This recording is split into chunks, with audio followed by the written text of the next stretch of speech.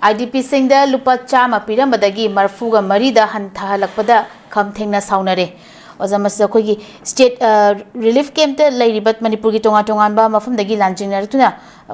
changjafam liba IDP singi damakta state amadi union lengak na lakholak liba khongthang singbudi IDP singna thagatpa phongdoi adubu handak manipur da lengak ki home department at thokpa office memorandum amadi IDP singda hana lupa chama pibagi manungda lupa kun kaklaga Nongmada mikok cheng gram chamri piraga sel oina lupa marfu piramba adugi mahutta DBT gi kuthangda marfuga mari oina hantha halaga piga ni hariba si yaningde haina phongdora leza samjang jojari ba kari mone bi ngasi gi wathok nate thamu ku phajal amani saidegi masi gi matang da ngangnare iba mayam chuse anduna sam piramba dagi marfu marida handarak sengi kari gi wathok si yang kuina ngangna haloidabani akoi internationally displaced persons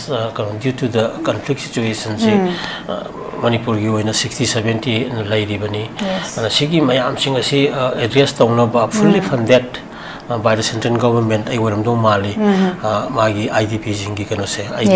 subject to correction state share yaw dobra aina kari gumba sai dang tang clarification pamja badis hariba IDP jingi rehabilitation scheme je masida fully central funded way na ina khanba aduga even kano werama bawda aina lupa sama dagi lupa marfu mari daga handa bado aduda izat ta gado sharupudi state share kitang hapchun biraga 1% 2% ko mayam hamni dinna 90-10 yam moigal lidna kitang hapchan birakanda lupa tado paisa du bu khenkat pi ba kadogi haimida IDP jingi hojik leijari ba position se makoida whole kanogi family amagi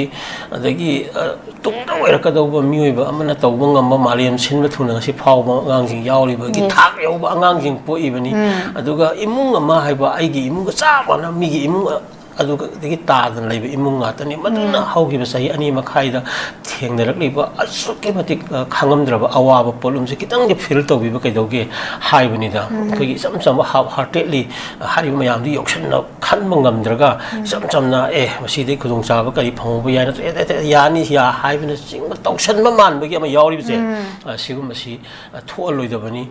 khabar gi sena kalhloi da bani yam chaw bu kaino nate ko samaga marfu gi wari do aduna madu phasara transparent wege da bani koi loina khangi ko thum laibagi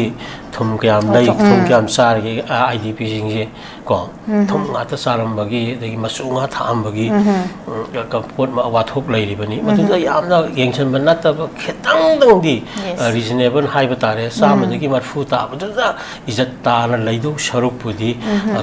if centrally funded or fully funded oil basu state share ka hapchen biraga da hojiki potu sab chara na khar henau pi ba kaidoge aduga amchu fully funded to katang restructure process sama tawraka da IDP sing na kitang pamjari ba khara do kanu nati having lupa kungi wari ni having the ko punjalaga yamamba oijaraga su state ki oriba kanu the kashunati having aduna masi makha concern authorities ki puni hinjari sidida makha tana akoi yam stubborn oiba yamna ngami have ki shakti upi ganu IDP jingi konjen kholau che tabi rakanda akoi even IDP singna khara laujabadagi moina ngame gaina amadugna kitang relief tension dagi free oiba adugo medical gi tamda adagi kanoi psychological tamda afabani na khalla kanda bogda to honingi habse akoi concern authority mi singeli ko